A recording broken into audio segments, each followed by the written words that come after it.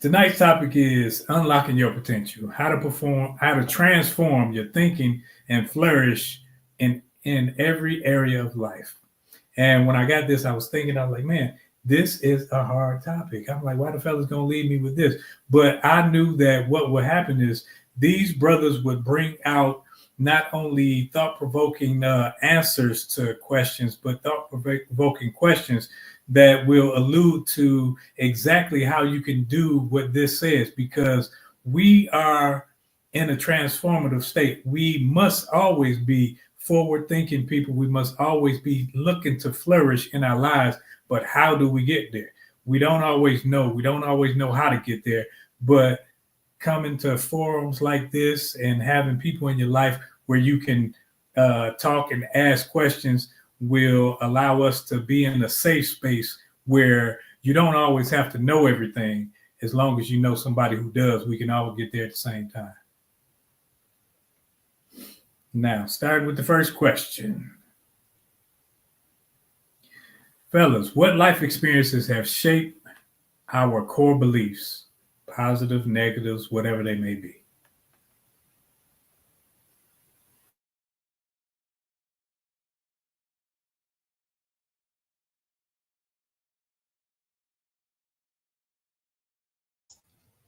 Man, let the young boy go. Come on there, youngster.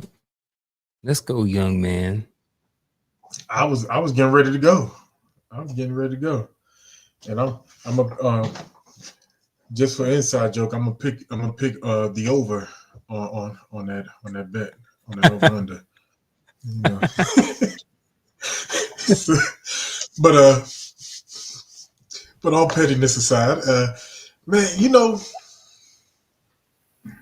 there are a lot of things that I would say shape my core beliefs.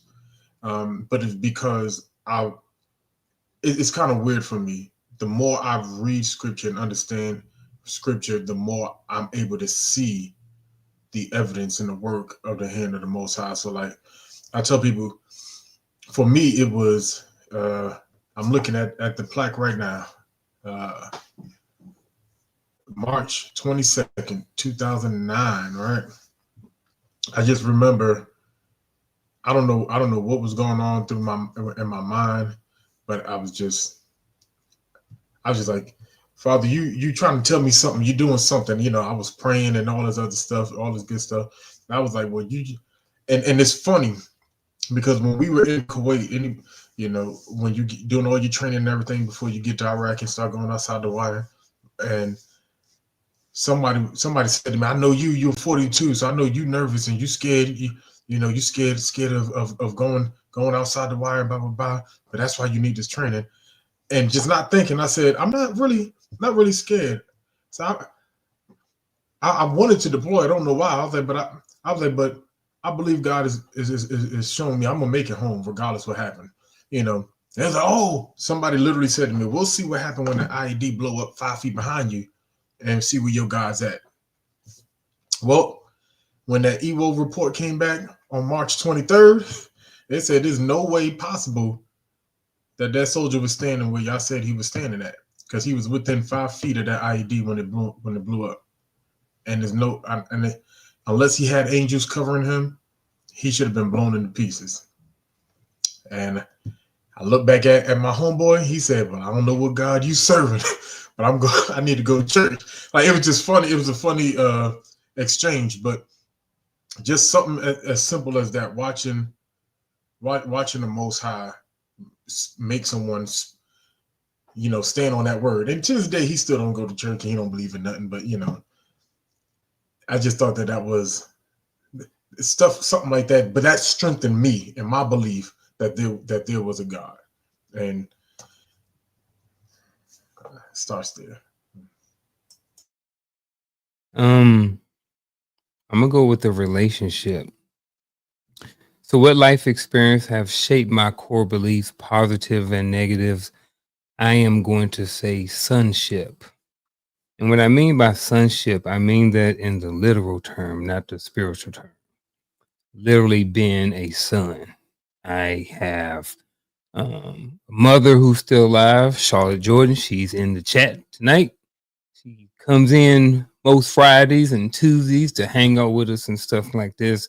And I am 49 years old now, and my mom has been in my life for 49 years. So the way and the journey from where she was wiping my butt to where she is sitting here now listening to me in the chat, you know what I'm saying, is a lot. So, some of the things that I've learned throughout our relationship, and me as a son, have been love, forgiveness. Those are some of the things that have adjusted, and my thoughts on these things have changed and evolved over the years within this relationship. So for me, what life experience have shaped my core beliefs, and that's sonship.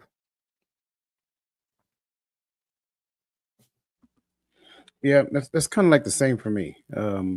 When you look at life experiences, I go back to the moment in which core beliefs were injected in me and taught to me. It's not about anything that happened so much and so forth after that. I think the things that happened in my life after that helped me to have a better understanding of what my core belief looked like, or see exactly where I existed within the space of my core belief. But I have to go back to just natural human development. My mother was responsible for instilling core beliefs in me, and from that point on, they grew and evolved. I can't say that life after that have shaped them. They may have revealed some things about me as it pertains to my core belief, but that's about it. I'm in a similar boat with each and every one of you guys because I've been shot and I'm a walking statistic, starting having children at age 14, and I'm a walking statistic of negativity, per se, how people would see things. And growing up, I would focus on those things because where we come from, you had to be hard. It's like, okay, so it was a badge of honor. But when I looked at this question, I thought about like, man, it's easy to focus on those negative things. It's easy to look at those things as being relatable to people that were in situations as yourself. But mine is my fifth grade teacher, Mr. Chambers. Mr. Chambers, the way he treated every person as a person. He addressed them as such and made sure that they showed respect and also was shown respect. And that stuck with me then, and it sticks with me even more now, when I deal with people, because it's easy to see someone that doesn't look like you, that doesn't think like you, that uh, that will just you can totally disagree with and write off. But and you find some people find themselves disrespecting those people or not respecting those people. And I look at it like every person deserves a level of respect. Every person deserves that much from me. If they're going to be disrespected, it's not going to come from me and what I do or what I perceive. It'll become from them removing that level of respect from themselves and exposing themselves for who they show who they really are. But Mr. Chambers, when he instilled that, and that's been a core belief of mine, to treat people as you would want to be treated, it was one of those things that stuck with me because I was like, man, I don't care if this person is 5'2" or this person is 6'2" or this person is rich or poor. I'm not disrespecting people by just the merit of their stance, what they believe or whatnot. I'm gonna treat everybody the same.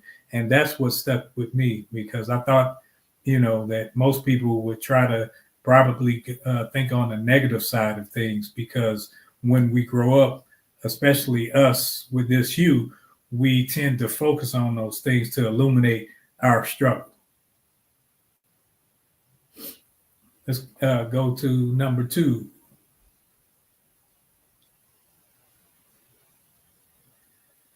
Do you support yourself the way you think others should? And expound. And when I say support yourself, because everybody wants somebody to push them, to motivate them, to be there for them, be in their corner to encourage them. But sometimes we can be our worst critics. We really don't understand the nature of or the difference of critique versus being critical. So I just want to hear what you guys have to say about this. I'm gonna start with the back end of this question. Um, it says, "Do you support others the way you think others should?" I used to have a problem, especially early on in entrepreneurship. I had an issue when I would put something out and one person may purchase something. You know, it's like, hey, we got a wolf pack, but the wolf pack don't buy nothing. The wolf pack don't share and like the videos. The wolf pack don't, the family don't, the friends don't. And then after a while, I started thinking that, and what started happening is the people who supported me most were the people generally outside of my immediate circle. Um, so I stopped looking for support where I thought support should be. And I just stopped worried about it altogether. So do I support myself the way others should? Absolutely. First of all, I don't care about what they think, but I do support myself if nobody else is going to support me. You know what I'm saying? Because I'm on this journey in life and I'm trying to get to a certain spot, or I have certain goals. And if I am not supporting myself, then who is? And what I mean by supporting myself, that also means holding myself accountable. That also means taking care of myself. That also means taking care of my finances. That also means taking care of my mental health.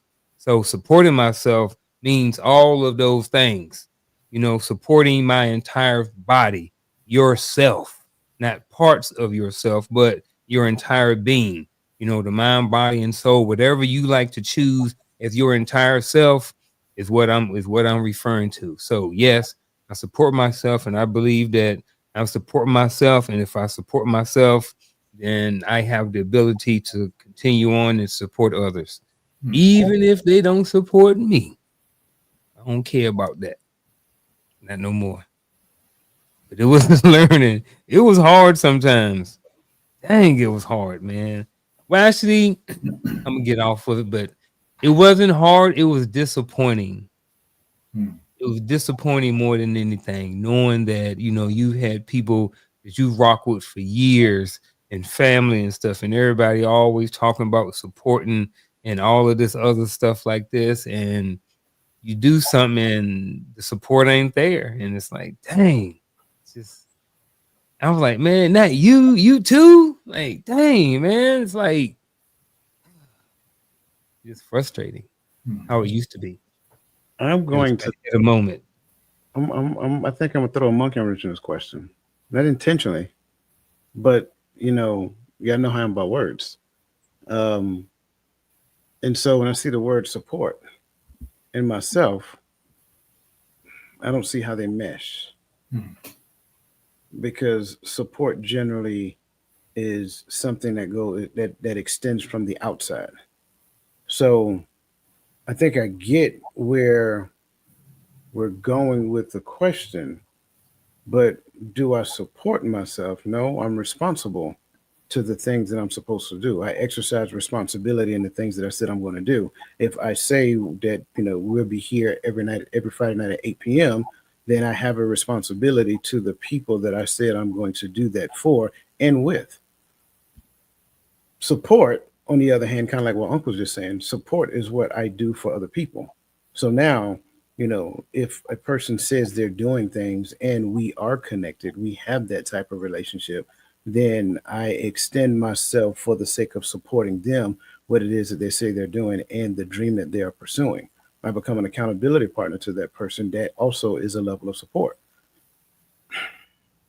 But support looks different to different people, especially when you start talking about different things, right?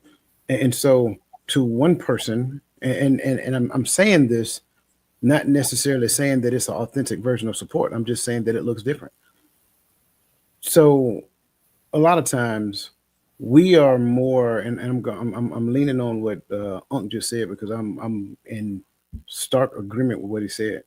We are conditioned to support people that we don't know more aptly or faster than we are to support the people that we do know. Our perception of support is what I believe is skewed. And so, not to go off on a tangent on this, um, but the backside of it, the way that you think others should support, I think that by itself is a whole different perspective within itself. Because even within the scope of it, if a person is supporting, which is an act, then whether I think they should be supporting this way or that way is totally irrelevant as long as there's an act that is actually being done. But if there is no act and there is no support, if there is no system, then there is nothing for them to support. So I think all of that goes back into the scope of, responsibility versus accountability and how, personal interaction exists within those realms. Um, to support a person, like I use some of the people in the chat just for the sake of conversation, right? You got Lisa Keys, who is pretty much heading the hearts of women. You got His Divine Appointment, who is actually doing the blog. You got Crystal, who does like everything. Like those people are legitimately supporting, and no one can go to them and say, hey, you ain't doing nothing. No, you can literally see the evidence of what they're doing. So if there is no evidence, then there is no support. It's that simple. So I think we got to come out of this. It's not going to sound good. I love y'all though.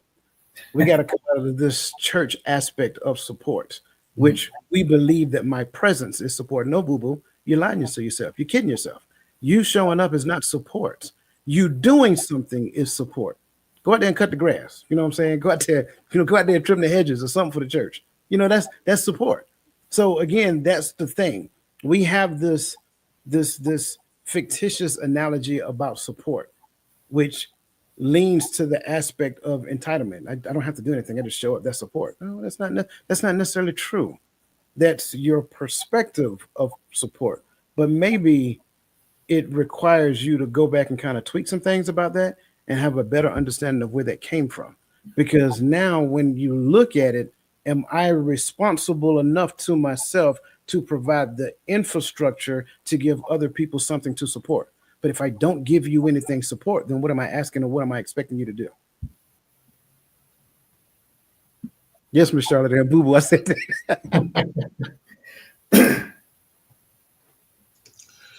Yeah, I agree. I think, go ahead. I think the support can look different. This is just real quick. It can look different, you know what I mean? And sometimes it's based off of what you have too and what you can offer and support. You know what I mean? You look at certain people, they go in rallies, certain people support with their pocketbook, certain people, even having conversation with people is a way of supporting. When you're going around and you having conversation, you say, oh man, I listen to this great podcast, man, the Empowering Perspective. And man, it was just great. And next thing you know, somebody like, hey man, let me know what that is. Let me find that. You know what I mean? So there's a whole bunch of different ways to support. And like Coach said, you may not necessarily see the support all the time either. You know what I mean? And it's different strokes for different folks. Yeah, I like what everyone said, but my answer to this question is still going to be no. And here's why. And there's different ways of support, but that's the question was, do I support myself the way I think others should? So at first, because Coach, you took me on the emotional roller coaster, because when you started talking about words, I thought you was about to hit the word that I was looking at, So I was like, man, he about to take my whole answer. I gotta rethink. Then you went somewhere else, and then you went right back on my words. So, But I didn't anyway, get the answer that you thought I should. no. I'm glad you didn't take my answer. But when I'm looking at should, to me, there's an expectation when I say should, unless there's a contractual agreement to what should happen. I have no expectations of level of support, right? If I post a video and you like it, thank you. That's, to me, like that's where you are willing to support. That's the level you're willing. I can't put a mandate on you. Oh, because you call yourself my friend, my brother, or whatever, you gotta like it, you gotta share it and post it every day so it can get circulated. No, you ain't gotta do none of that, right? If you did, all praises be to the Most High, But if you don't, there's no obligation on you to support me, like there is an obligation on me to support the thing that I want to succeed. And so if I want it to thrive, if I want it to succeed, I have to put the work behind it. I have to do what I have to do to get it off the ground, and I have to do the work to keep it up off the ground once I get it moving. And so the support behind it, I appreciate every level of support. And sometimes I look at things like, all right, I got X amount of people that follow me on Facebook. Half of them are family, half of them are friends I grew up with. I thought we were better than this. Y'all could watch my videos and rock with me. I'm joking, right? But maybe they don't like the content. So maybe I need to change. If I want their likes and their supports and their share, then maybe I should change the content, or maybe I should reach out for a different audience, because this is what I'm going to bring. All right, one of the two either way, the work is still on me. So when it says, do I support myself the way I think others should? No, because I don't have an expectation. So every time when I see that word should, I'm thinking expectation. So unless there's a contractual agreement that this is what we're going to do, there's no expectations on my behalf. See, this is where I get to play Lee Corso and say, not so fast, my friend. Because I get what you're saying, and I completely understand it, and I'm going to steal your word, but, which means all that stuff I said before is a lie. But here's the reality of the truth. There is an expectation. There is always an expectation. The expectation does not come from external. The expectation is internal. So if I call myself this thing to you, then I place the expectation on myself to support. That's the difference. See, all before years ago, it was wrong. We place expectations on other people, and unfortunately, they would always fail because no one is going to live up to the level of your expectations. But when you understand the dynamics of relationships, now I place an expectation on myself. Because how dare I call myself quote unquote friend, and I don't do anything that there is evidence to show that I am friendly towards you. So yes, there is expectations, but the expectation is on me to support. That's why I say support comes external. So you don't have to expect me to support. I just automatically show up. So you agree with me? No, sir, I don't.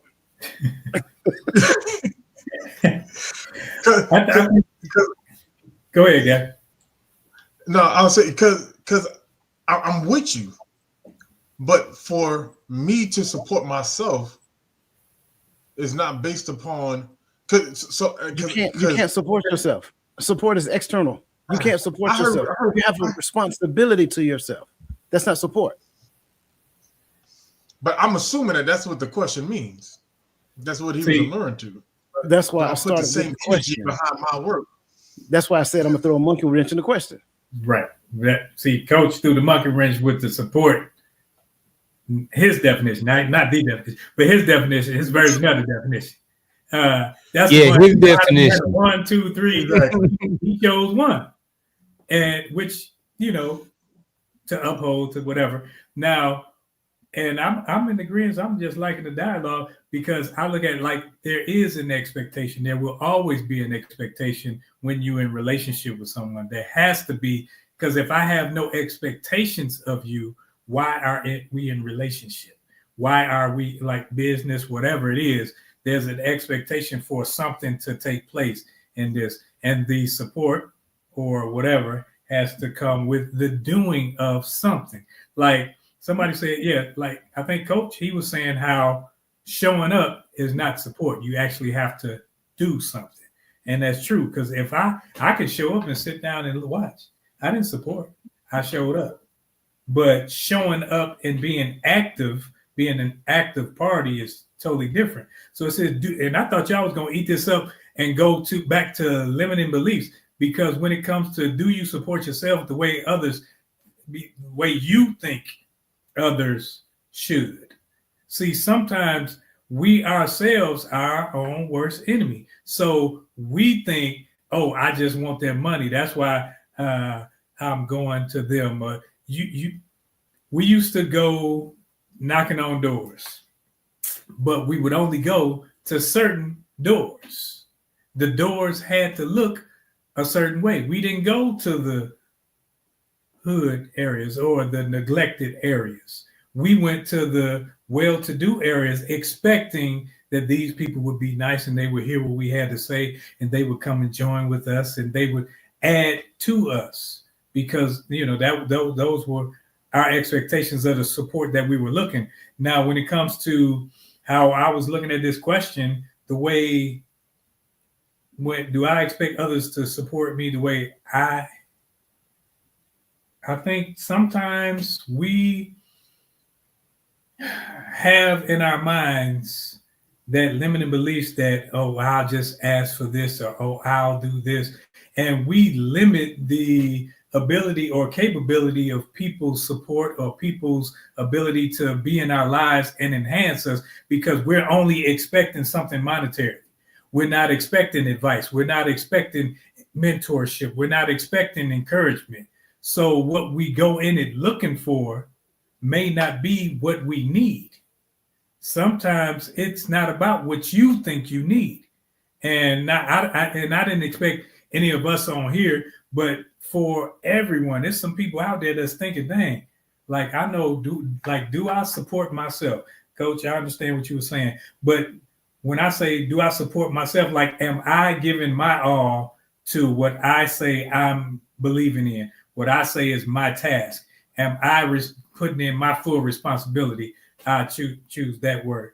Am I putting my full responsibility into making sure this thing works? And if I'm not, then what am I expecting another person to come and be the support that I'm not even willing to put in? I'm not willing to put in my all or make it my responsibility, but I'm expecting others to. And that's where I wanted to go with this one. And I understand wholeheartedly what you're saying about support being outward, because it's your task, it's your baby, you got to raise it. Nobody else has to raise your baby. That's why you can't babysit your kid. So I understand what you're saying, Coach. I mean, I just love it when you agree with me, but say you don't agree. No, I didn't say I didn't agree. I just said you use one word, one part of the definition. I actually, if you look in the chat, I put it in there for you in the private chat. I use all of it. Man, I ain't trying to read over here, but nah. but when we, I think supporting others' visions, others' tasks, when you are in relationship with people, it shows in what you do. I agree with you there, because you can say, oh, that's my brother, that's my boy, that's my dog. And if you aren't an active participant in this thing, are you really? It's one of those questions where you have to look at self and say, maybe I'm not sold out to this thing like I make up, like I act like. So I think sometimes you got to sit down and say, am I sold out in what I believe? Or is it just something that I'm going through or that I'm just in the midst of? And I'm not talking about a belief system. I'm talking about in what you say you are doing? What is you say your passion is, or you were called to do? But see, even in that, I'm going back to the whole evidence thing, right? There has to be some evidence to support that belief system. That's how you understand what the thing is that you're saying that you believe. And even in the space of like, you know, well, using the example that you gave, like you got to sit back and look at yourself and determine whether or not whether you believe the way that you say that you believe.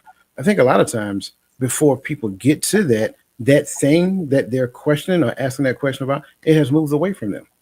So the thing that causes them to start thinking about whether or not they believe the way they say they believed is triggered by the fact that it has moved away. So I think a lot of times, and I'll go back to the other side to it as well. I think a lot of times we believe that the thing is going to sit there and wait for me to figure it out. But there are far too many relationships in society that prove otherwise. No one should, and I'm just being transparent. No one should wait for you to be the person that you said you were when they first met you. Like if this what you present to me, like this is who I am. Okay. But then in 2 months, who you said you were is not who you're proving yourself to be, then how long do I wait for you to actually be that person? Because in essence, what you're telling me is who you think you are, not who you really are. And then when the evidence shows up, the evidence is not lining up with the words. So now in the space of that, do that person just sit and wait and say, okay, one day they're going to come to themselves. One day they're going to come to themselves. Like you're like, that's foolish. So I think even, and I'm only using relationship because it's easy to understand, but I think that applies to everything. Like time does not wait on you to say, okay, I'm gonna act right now. I'm gonna do the right thing now. No, time keep on moving. Next thing you know, you got a face full of gray hair. You're like, man, where did time go? Time kept moving while you were trying to figure out what you were gonna do. And so until we get to that point and recognizing like the authentic version of yourself, not the person that you think you are right now, but the person that you were created to be, right? When you get to the point of realizing the authentic version of yourself and actually moving in the direction of authenticity, then you can actually be a person who shows up and support. But until then, support is going to look just like what you got in your head. And in essence, a lot of time it's a reflection of what you've seen support was from your past. Exactly. And that's where, and I'm glad you brought out the past, because a lot of us, we have perceptions. We saw something work for somebody else, so I think that it should work like that for me. So I'm expecting you to make it happen, and I have all these expectations because I saw it over here, but I'm not willing to do my part. I'm not willing to make sure that on my end, I did the travel agent thing for a while. And I was looking at it like, man, that's easy. That's too easy. I can do that. But what I realized was I wasn't willing to put in the work to do those things. But I expected everybody else to do their part. I expected you to come to me, you to buy, you to this, and you to that. I expected that support from them. So it wasn't until I had to take that look, which leads me to question 3, look inwardly and say, man, I need to do some internal work before I can have these expectations of other people that would lead them to help me with the goal that I'm not sold out in.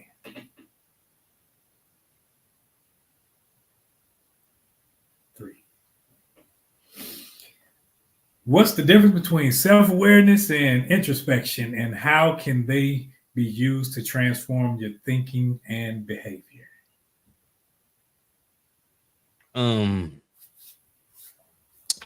What's the difference between self-awareness and introspect? I think to me, self-awareness is pretty much like you have like you can recognize it, like you have the ability to like recognize certain things that in yourself. And then introspect is, I think, a little deeper dive into all of that. So if I'm thinking of an example, me and coach are having an argument, right? And I say something that maybe I shouldn't have said, or I got defensive during the argument, right? So self-awareness is recognizing that I got defensive. The introspect is going back and reflecting on why I got defensive. So I think that's kind of the difference between the two. And I think, how they can be used to transform your thinking and behavior. I think it's like a two-step process. You know what I mean? First of all, you have to have the self-awareness. And then once you have the self-awareness, you have to go in, dig a little bit deeper and figure out why. And I think honestly, man, for a long time, that's where I was stuck at for a long time. And I think a lot of people are stuck there. I think and I'm not throwing no shade. I'm not trying to twist this conversation or anything like that. But just because I was there, I think a lot of people are stuck at, I have self-reflection, or I self-reflect and I have self-awareness. They say, oh yeah, I'm self-aware. But then they stop. So what if you're self-aware, or not so what? That's a good thing. But there needs to be something after the awareness. And I think that's where the introspect comes in. I like it.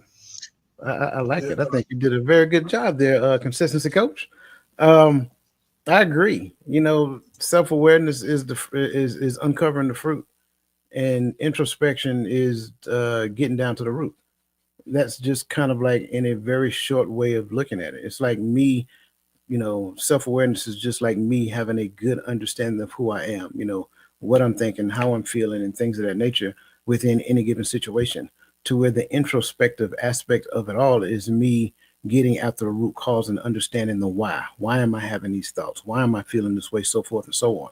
And they work hand in hand, simply because if I have the ability to be self-aware in the moment, and I have the ability to get down to the root cause of the problem, then I won't stay stuck with I can, because a lot of times we're not equipped to do it, even though we think we can. But it leads me in the direction to where I can fix the problem at the root. Therefore, now moving forward, going back to Unc's situation, when something was to happen, we have that argument, whatever the case may be, and I say, oh, did you know this right here? And he immediately snaps to it. Oh, I didn't realize that. I wonder why. You know what I'm saying? So now he's going back and understanding where that thought came from, and so forth and so on. So now understanding how, self-aware, being self-aware, and then getting to the introspective aspect of it, well, it can actually dig up some past traumas that we've never resonated with, so that we can get to the point of moving forward and living in a more harmonious fashion. So I want to start by saying, I don't know if I'm in the right circle, because I thought we were friends, and Coach thought it was appropriate to go before me when we're talking about defining words. So now, there's no meat left on the bone, because we let the wordsmith himself go first or go second. You got to go last on stuff like this, man. Nah, it's all love. I'm joking, but nah, all seriousness. I think it's the difference between knowing that there's a thing, and taking accountability for the thing. And so that, out of all of what these two coaches, these two educated brothers had already said, I'll sum it up like that. All right, I have self-awareness. I know that I talk too much. The introspection is me understanding why I do it, and what leads to it, taking some thought in it, and possibly taking action behind it. So that's how I look at it. That's just me trying to sum it up, because I can't add no more value to what these great gentlemen just had already said. If Roland, if I ask why, because I don't know if the why is important or not. But if I ask the question why, if you feel like it's going to throw us off, then don't jump to it. But why do, like, I hear self-awareness all the time.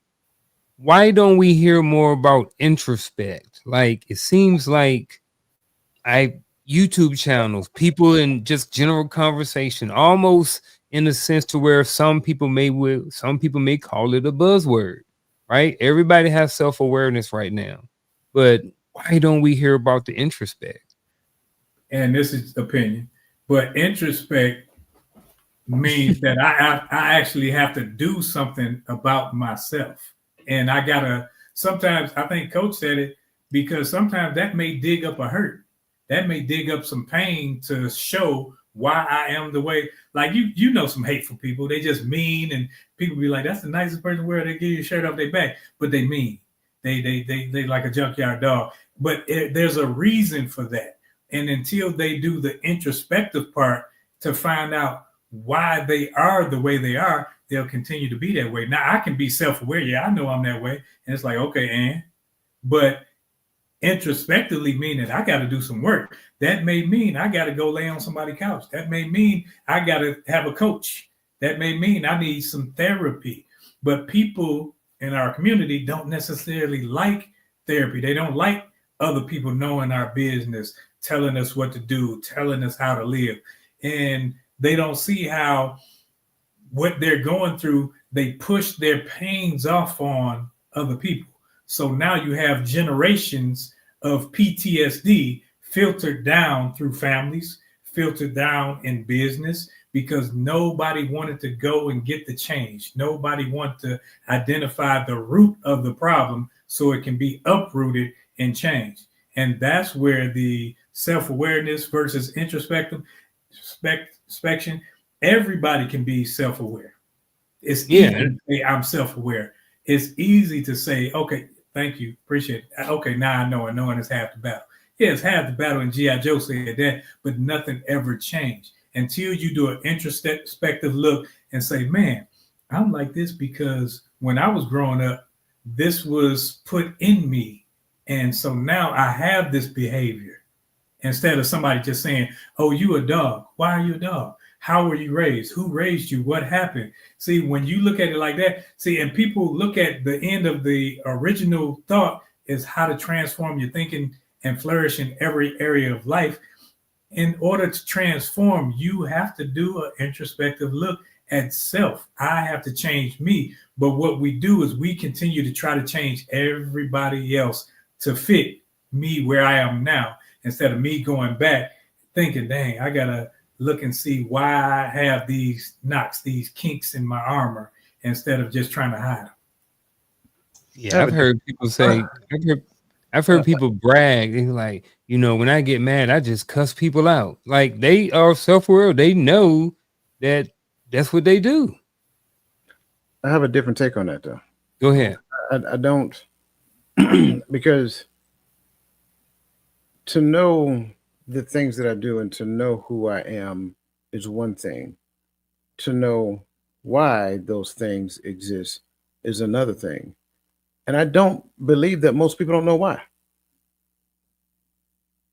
To where I think it's to be aware and to introspectively look in oneself to have an understanding of why does not mean that I'm going to change it. That's what I'm saying. I can understand the why and do absolutely nothing about it. That's just who I am. You know what I'm saying? I don't want to uncover that wound. I don't want to talk about that. I don't want to have a great, lengthy conversation. I think the issue that really exists, to get after your question, is more so focused on honesty and transparent. And I think those two things are the things that people run from, because a lot of times what ends up happening is that people don't want to expose, what took place in Big Mama house when she went to work. And, Uncle Cleophas came over, so forth and so on. They don't want to expose that because they're ashamed of or they fear of what may happen and what it may do to the family and things of that nature. So I don't necessarily believe or agree that most people don't do introspection. I think a lot of people do introspection. I think a lot of people know why they respond the way that they do. Most people that have been in a bad relationship. And they have created some defense mechanisms in their life to ensure that they don't be in those bad relationships again. Well, they know why they act the way they do. So we can't just assume that introspection is the fix. It's not. Introspection, and I think Nick D said it, introspection and awareness is the thing that I need to put forth the proper level of work so that I can make the change. And then in making that change is not the same thing as transformation. I can change the way I think about a thing. I can change the way I see a thing, but transformation is something totally different. It moves me into a different space. It makes me look at these things differently. I no longer respond the way I used to respond. So when I say that, yes, people are aware. I agree with that. People also understand why they are the way they are. A lot of times, people also have an understanding of why they do the things they do. A lot of times. And the reason why they do absolutely nothing about it is because they don't want to be honest about it. They don't want to be transparent, and they don't necessarily want the secondary and tertiary effects about them doing so. I thought we said the same thing. I think I added, the work part on there, but I agree with you wholeheartedly. Go ahead, guy. No, so I think we're giving. When I'm talking about my generation of people, I think we're giving this generation too much credit. And no offense, but it is what it is. I really don't think we can use the word awareness if we don't believe that there's any fault in what we do. Right? It's like you see a person that's 5'2", 300 pounds, say, I don't consider myself a big person. What do you consider yourself? Right? And so, yeah, they know they 300 pounds and they 5'2", but they don't know that, or they don't believe, they've convinced themselves that that is not problematic. That it's okay to continue to live life the same way, even though everything tells us that there's health problems coming in the future if you stay there. But we have removed reality from our minds nowadays. So I think it's like, I know that that thing exists. Like Unc used earlier. Yeah, I don't know why I just cuss like that. But if I don't see nothing wrong with the cussing, then I'm really not self-aware that I sound ignorant. If I gotta cuss every other word, or that I sound unprofessional, or what have you. I know I use these words, but to me it's okay. And so when we talk about why do we hear about awareness, I think because we can't get to introspection because we don't really have self-awareness the way I'm viewing it. You know. I think that what you are talking about is what we deem as acceptable behavior. We've made some negatives acceptable behavior to us. Now, I think that when we look at, like, in all honesty with me, I was a certain way and I didn't actually understand it because I've had therapy. And anytime I started any therapy session with someone, they didn't talk about the problem at hand.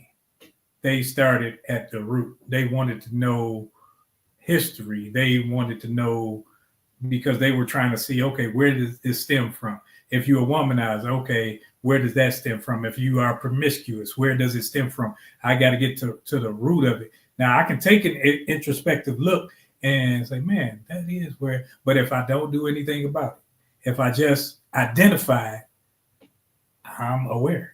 That's it. That's simply put. So it does take the work. And that's why when we're talking about transforming your thinking, that transformation means that I not only am self-aware, as Coach said, I'm not only doing an introspective look, but I'm willing to do the work to change for the better. And that's where the problem lies. A lot of people aren't willing to change for the better or do the work to change for the better. They can identify something, but then it becomes acceptable behavior and they are comfortable where they are. And I add one more part. I think we are too. There's an old saying: "The enemy of great is good." I think a lot of that happens when it comes down to thinking as well. And so, to have an answer does not necessarily mean that you have the answer. And so, even within the space of introspection, to have an answer still does not get down to the root. You have to, like in most cases, you have to be around a person who knows exactly what they're doing to ask the appropriate questions at that point in time that makes you go that step deeper, go another step deeper, and go another layer deeper to get down to the root. Let's just be honest. I know a lot of people who've had bad things happen to them because we have a tendency in this world to use the word trauma too much, right? Everything isn't a trauma. A lot of people, I believe everybody has experienced what is called psychosocial stressors. But if I view it and I process it as a trauma, then to me, it is traumatic. And so a lot of times we'll carry that psychosocial stressor like a trauma, but only thing that did is divorce you. Divorce is not a trauma. It's a psychosocial stressor. So understanding certain things within the scope of that conversation, getting to the deeper cause, like why do you view that as such a traumatic thing when all of the evidence that led up to the divorce said that y'all were getting a divorce? So if you're not around a person who push you beyond just the surface level acceptance of an answer, you'll never get to the root cause of the answer. Therefore, you may do some work and you may get the scab off of the wound, but it's going to scab up again later because you never got down to the root of it. Now, can you say what you said about trauma again? I can be sure. Everything is not a trauma. Right. Not everything, but you were specific. Right. I said a lot of the things that we deal with are more so of psychosocial stressors. Like a divorce is not a trauma. Yeah. Right. Divorce is not a trauma. It's a psychosocial stressor. I beg to differ. I understand you can, but the DSM-5 says otherwise. So, yes, it does. Trust me. I promise you the DSM-5 says specifically trauma is more specific to wartime situations, sexual things, you know what I'm talking about. And it was a third one, but it was not. It specifically said divorce is not trauma. It also says that the way that you process it can be a trauma to that person. Okay. Yeah, so because a traumatic event, it can be something menial that makes it a trauma for the individual. It like a divorce, depending on who the person is and their relationship in it, that can be a traumatic event. It doesn't mean that just because two people are separated, some people be, hey, I'm on cloud nine. But and now when it comes to, as you said, you went manual on me. When it comes to manual and Western medicine, I will disagree wholeheartedly all day when it comes to a lot of things, especially because these are the same people that said running away as a slave was a psychological illness. So when it comes to those things, I don't necessarily put too much credence in them because they aren't experiencing them, but they're talking about them as if these are the expectations. And then most of the people that wrote them are saying it from they didn't go through it, but but I understand, but so it can be, I understand it. And it's in DSM-5. Right. And the difference is based upon the prolonged experience that the person has with it.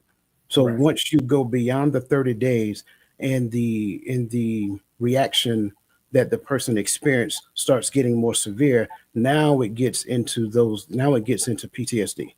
But if it's experienced for a 30-day period and then they start to improve, it stays into what is it called? It slipped my mind just right at this moment, but it's another category. Man, I can't call it right now. It'll come back to me later. But yeah. So can I ask a question?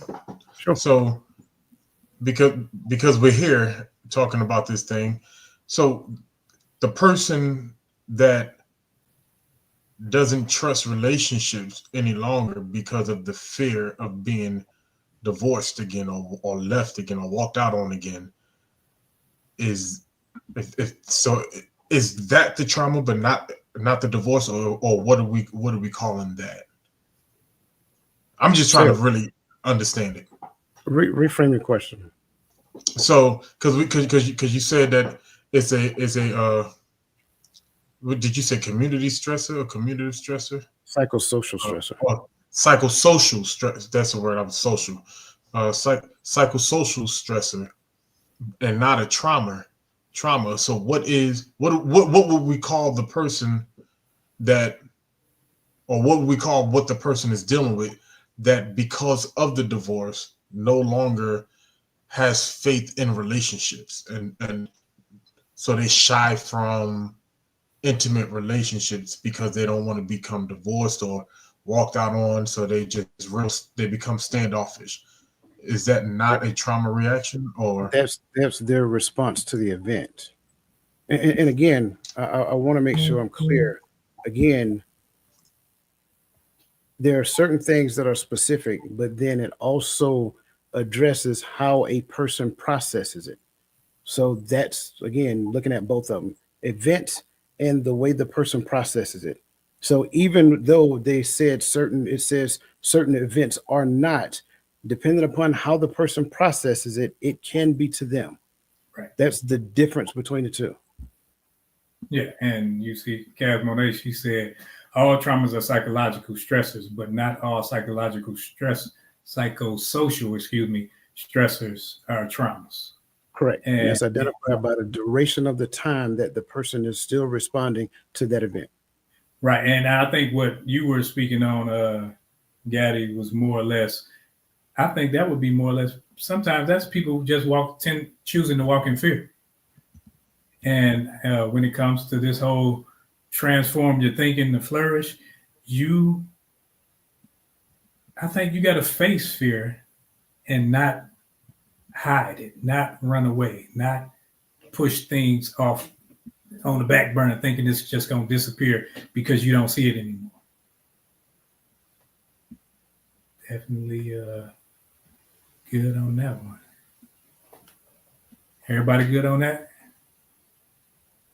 Next. Yeah. As a child, what did you see yourself as when you became an adult? Are we speaking like? Oh, you said alive? Alive. You say, okay, you got it. What you mean by that? Job, occupation. Oh, okay, my bad. No, I'm like, for real though. I'm not joking when I say alive, like for real. Yeah, like, that's what I mean. Like, what do you mean by alive? I'm talking job, occupation. Oh, you want to go to jobs? Okay. Man, I wanted to be a trash man, brother. Okay. Or a football player. And here's why, man. Like, and we was little, man. We the trash man used to ride by. You know, we ain't see him all the time, but like we got to see him in the summertime. And sometimes during the summertime, we be outside in the morning time when the trash man come. And man, I thought it was so cool to be able to stand up and ride on the back of the trash truck. You know what I'm saying? Like, anytime you ride with your parents, you got to be inside. You know what I'm saying? But like, I ain't even care about the smell. You know what I'm saying? So, bro, I wanted to ride on that trash truck, bro. Like, that was the coolest. As a first. Bro, look, I was literally thinking about it a couple weeks ago. I go out there doing the summer, pick up some trash, ride on the back of the truck, make my dream come true. I might go out there for about a month. Uncle's gonna be from the trash man to the cash man. Hey, man, it's some money in trash too. Okay, Ray. I wanted to be an accountant. An accountant. Yeah, because I was good with math. I never thought about that. Never would have I done. did until I went to college. My first term through college. You know, the time I got the no-go, and I didn't like it. Didn't like it. Accountant. Hey, I would never thought of that. But back then, they were doing manual accounting, where you had to make the ledgers. You had to make them line up. Yeah, no, not this. You talking about paper and the books. Right. And you had to balance some ledgers or something. No, it's good. That's what they mean by balance the books. The books. But yeah. So it's crazy because Coach, when you said alive, man, I felt that. And here's why. Like, so when I was younger, really younger, when my parents were still together, I saw myself as being in the military. Why? Because we used to watch war movies a lot. My father watched a lot of war movies, and it would always cause him to talk about his time at war. And every young kid wanted to be like their daddy. And so my father was a soldier. I'm going to be a soldier. So when I joined the Army, I had to go to war. I had to leave Fort Jackson and get to Fort Hood because they was deploying. Because I wanted to be able to go home and share war stories with my father. Right. And so that was a dream of mine, and I was able to do it. It took him a while because he didn't want me to. He told me, whatever you do, don't be infantry and don't go until you finish college. And when he found out I was outside the wire and all that other stuff, and I got that Lightning Hero of the Day, the hometown release, I guess the local recruiting station or whatever sent him a certificate, blah, blah, blah. Man, that joker got in contact with me so quick. My father he owned the phone, never answered it or used it. But when that joker found out that I got blown up, he was on that phone. I told you not to be no girl. But that that's stories for other days. But so that's why I wanted to be in the military, right? But I really felt that thing when you said alive, and I might have said this before, but when I was a teenager, the adults in my church told me that I was going to be dead or in jail before I turned 21, that I was going to be a statistic. Right? They didn't care about what I had in the back of my mind, what I was striving to do, what I wanted to be. They didn't care. They saw me and they said, this is what you're going to be. And some of them are still alive to this day. They when I go home, they kiss me on the cheek. I always knew you was going to be great. You lie. But to have that spoken into you by the mothers in the church you were growing up with, by the grown women in the church you was growing up with, man, at that point, all I saw myself was alive and proving them wrong. I didn't care what I was going to be, but I was going to come home at 21 alive and showing them that I was going to do something. That was it, really.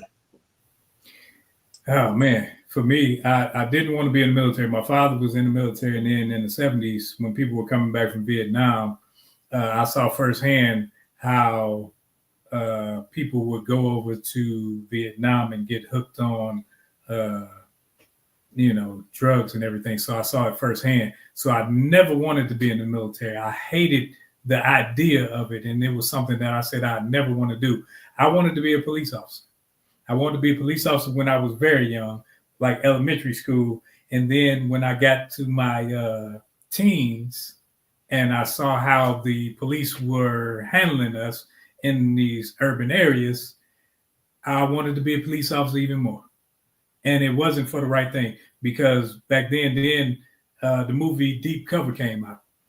And at one part of the movie, I went to the drive-in to see Deep Cover. In one part of the movie, Lawrence Fishburne says, I'm not a cop trying to play a drug dealer. I'm a drug dealer trying to play a cop. And I felt that. And I'm like, man, I can do that. And so in my mind, I'm thinking I want to become a cop so I can go undercover, so I can sell dope. And that's what my thinking was then, because of where I was from and the things that I saw in my neighborhood and the respect. You couldn't touch the police, but they can touch you.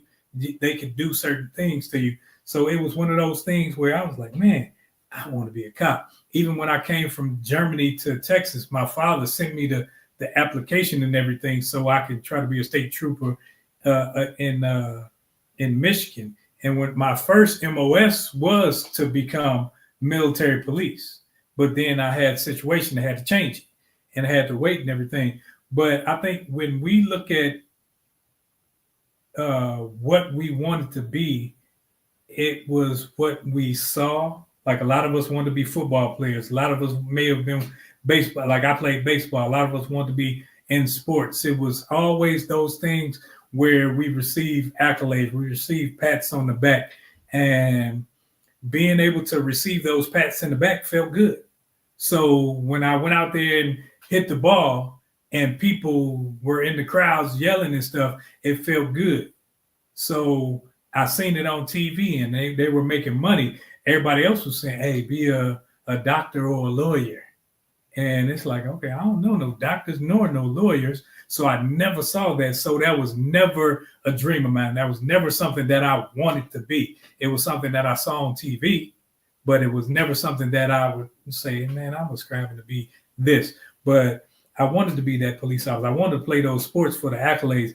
But when it comes to everyday life, when you see people in your neighborhood, it's hard for us to say in your neighborhood. I like when Coach said he wanted to be alive, I felt that because when you look around and you see death, whether it's death in the sense of people killing themselves with substances, or whether people are actually, dying, by the hands of someone else, it's something that we see.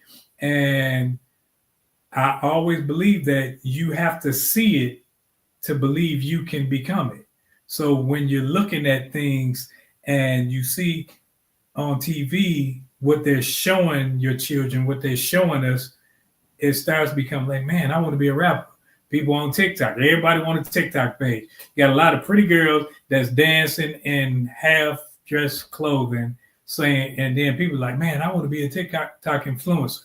They're making a lot of money. They're doing this and they're doing that. And now it's like, okay, people waiting on to see what's going to happen on Sunday to see whether or not, oh, is this money train going to keep going, or what else are we going to run to? Because people don't necessarily have skills. And then in our communities, we don't publicize nor do we promote those people that are doing positive things to enhance the culture, to enhance the people. Because to me, if you're a teacher, that's an elevated position in my book. A teacher is something that should be elevated. Somebody who affects the child's lives should be elevated. And that should be something that it shouldn't just be a comical thing like on Abbott Elementary or something like that. It should be something that's looked at as a job that we take serious, that's respected in our community. But we disrespect it by how we treat them, and how we treat them, whether it be pay or whether it be how we think about them. Oh, you just babysitting kids for a few hours. But that's, where I was with it. Nah, dang. And when it came to this topic was crazy with me, how to transform your thinking, because I think you transform your thinking by not just being self-aware, not just identifying something, but doing the work to change self. Because when I can do the work to change self in whatever manner you deem it, it's an individual's process. It's not something that Coach Gaddy can't change me. They can help me. They can mentor me. They can encourage me. But I have to do the work. So when it comes to this whole thing, we have to be able to do the work on ourselves so that we can move forward. And when we move forward as a group, that's where the change happens as a group. But our potential is limitless. We just have to see it. We have to actually unlock it. We have to do the work so that now when we're looking at every area, every facet of life, I'm looking at it like, man, whatever I put my hands to will flourish. because I have the confidence in it and not just rhetoric. Because a lot of people have rhetoric. A lot of people go to church on Sunday and hear a good message, so they think. And then they go away not knowing how to change their circumstances, not knowing how to have a belief in themselves that they can actually follow what the scriptures say and do what it says to do, and not just be a hearer of the word, but a doer as well. So I'm encouraged by the topic. And while I was way away, I didn't get a chance to see it until I got back. And then I was like, man, this tough meat right here. And I wanted to go. I chose to go back because I'm looking at it. In order for me to move forward, I gotta dump some things. I gotta prune some people. I gotta prune some habits, some areas in life, so that I can move forward. And that's what I want the masses to see, everybody to see, and not just it be on, okay, let's just get up here and give some motivational talks about, okay, you can do this to get better. I can do this to get better. And then we clapping, and then it's like, okay, how do I do that? We got to identify some things first. Gentlemen, you got anything? I don't have anything left on this question. Like I said, I want to be that trash man. The trash man. Trash man came today where I'm at. It's Tuesday over here. Yeah. I'm good. The trash man came today too. Come on, trash man. Shout out to all the blue collar trash man out there. Real talk though. Them jokers be out there early in the morning, man. It be cold out there. That's why like now, bro, I ain't about trying to be no trash man in the wintertime. 17 degrees riding on the back of that truck. No, bro, too cold. Too cold. It definitely is. Matter of fact, it's cold in Texas and it's supposed to get colder. And we talked about a lot today, and I appreciated the comments in the chat room. I appreciated the dialogue that we had here, because as we always say, we didn't say it at the beginning of this one, that our opinions are just that. Our thoughts are just that. And we show here that we can have communication on topics without having to call one another out their name, without having disagreements to where we ready to throw fisticuffs and stuff like that. Because I look at it like anytime I'm challenged or that we're challenged, there should be some growth there. And I think that's one of those things that I look forward to. I don't like going places where everybody's a yes man, and like Coach always gonna say, not so fast, my friend, like Lee Corso. And I'm gonna come with some questions, because you shouldn't be in a place where you can't voice your disagreements. Because if your disagreements aren't at least respected enough to be heard, then you aren't respected enough to be there. So you should leave. And that's why I love this place. I love the platform, and I appreciate just the mere thought of saying, hey, it's your week. Now we the last thought that I had, Coach, can you pull up that should be? What led you to where you are in life today? I see we short for time. We only about 11 minutes out, so I'll not stay on mine too long. Give everybody the opportunity to respond as well before we get into the final thoughts. For me, what led to where you are in life today? Consistency, baby. Consistency. Right? Me and Shell been together for 10 years. It took a lot of consistency in a bunch of different things, to be in the military for 20 years took a lot of consistency. To be here for over 2 years every Friday night took a lot of consistency. Where we started at and how we started off a couple years ago ain't how it is now. It's a lot more people in the chat over here on Friday night than it was a few years ago. Consistency. You know what I mean? So for me, what led me to where I am in life today is consistency. And some of the consistency is things that I've done well consistently, and there are some things that I have not done so well consistently. But both of those things have led me to where I am in life today.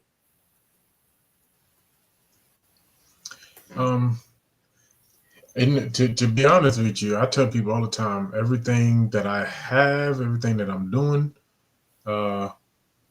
even down to my promotions, none of them really were were deserving or of any work of my own, right? Like according to the standards that are set out there, right? And whatever you think that means, it probably means that, right? So I always credit that back to gotta be the Most High. That's it. You know, I used to be the snotty nosed kid on the block that'll fight your son in a heartbeat because he said the wrong thing. But you're not muted. You know that. Just wanted you to know that. You know, with the holes in the shoes and everything. But thanks be to the Most High. You know, I'm not where I was, and He's still pushing us forward. So that's where I'm at with it. Yeah, I think Lisa Dove Washington took my answer, but I'm glad she did, because I'm not going to sit here and tell you that back when I was thinking about being an accountant, that this is where I was going. I didn't see this. So part of that is it's a big old pot of gumbo. Grandma prayers, mama prayers, daddy prayers, a lot of grace. So a lot of mistakes, learning from those mistakes, wanting to get away from this, trying to do this, so forth and so on, things happening in life, and then getting to the point and say, you know what, this is what I feel like I am led to be doing. Therefore, this is what I am going to throw myself at wholeheartedly. So it's not just a simple answer for me. I think the entire journey itself led me to this point. I love it. And I'm with each and every one of you. It's not just one simple thing, but to not roll over what you guys said. For me, it would be fear and overcoming fear, because my whole military career was fear, because I was a hothead and I was doing dumb stuff, and I just knew that I needed to keep on re-enlisting because I had kids and that check would come every month on the dot, and I didn't know what I wanted to do. And overcoming the fear of not having to stay in the military and not being this and not doing that.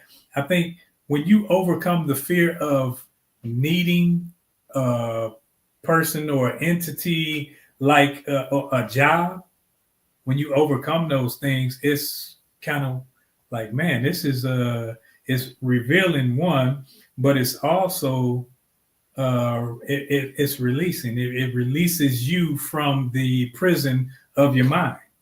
And when you get released from the prison of your mind, then you can flourish. Then you can say, man, I can do all things. Instead of just mimicking those words and saying it, you can believe it when you say it, because it becomes a part of you. It becomes ingrained in your nature. So whether I'm up or down, left or right, whatever, I know that if I do this, now I can move forward. So I think fear and overcoming fear led me to where I am now, because, you know, those people that say, man, I should be dead and gone and all that other stuff. Yeah, we all got those stories. And that's why it's an everyday process. We had some ups, we had some downs, but at the end of the day, we chose to keep getting up, keep moving forward. And that's why we're here today and able to talk to you guys, because we aren't where we were last year. And hopefully we're ahead. And we won't be next year, we'll be further along, hopefully, than where we are today. So we appreciate you showing up. We appreciate you showing out in the chat. And I was reading the comments and love it. Now, on to our final thoughts.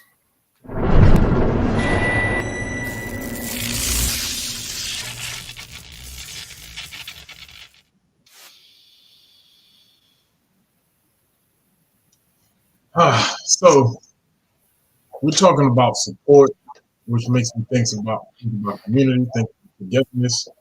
Brought me to Acts 2. And there's a lot that was said in Acts 2:40 all the way through 46. But I'm gonna go, I mean, down through 47, but I'm gonna go 46. So so continuing daily with one accord in the temple and breaking bread from house to house, they ate their food with gladness and simplicity of heart, praising God and having favor with all the people. And and the Lord added to the assembly daily to those who were being saved. And if you go up a couple more verses, you see that they also, and you brought up fear, uh, and the fear of the walk that they were walking in together.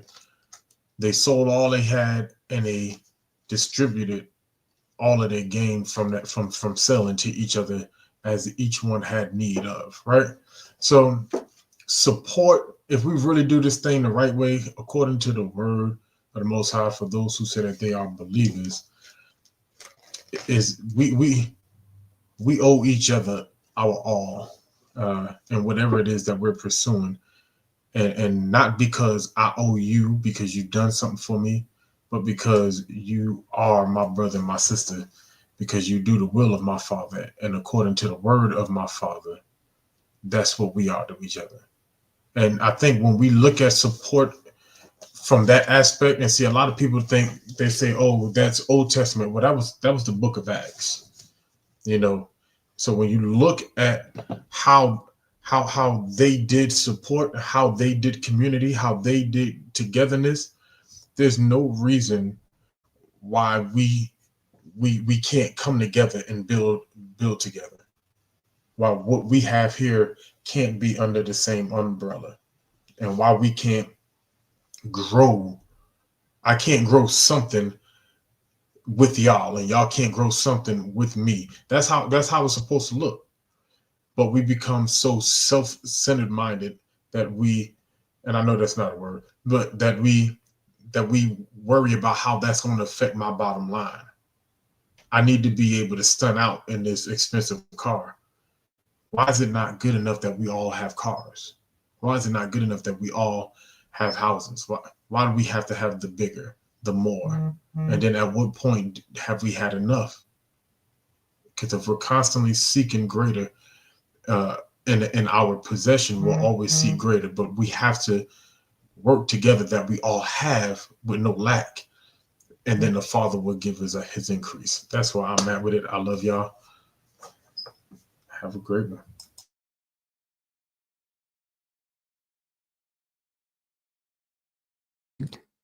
So tonight's topic was called how to transform your thinking and flourish in every light area in era. Let me get this out. How to transform your thinking and flourish in every area of life.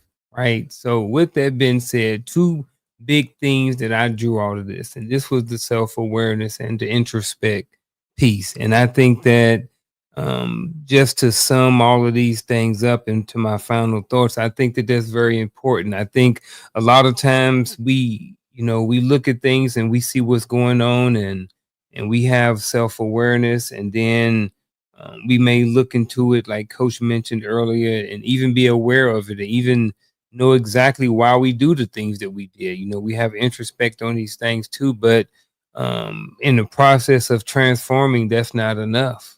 You have to come up with a plan to do something about it in order to be able to transform. You have to add in some consistency in order so you can maintain it. I mean, so you can, in order to be able to reach the goal, discipline needs to be added. Anytime you're talking about transforming anything, that's a process, and it's not just always something as simple as just changing.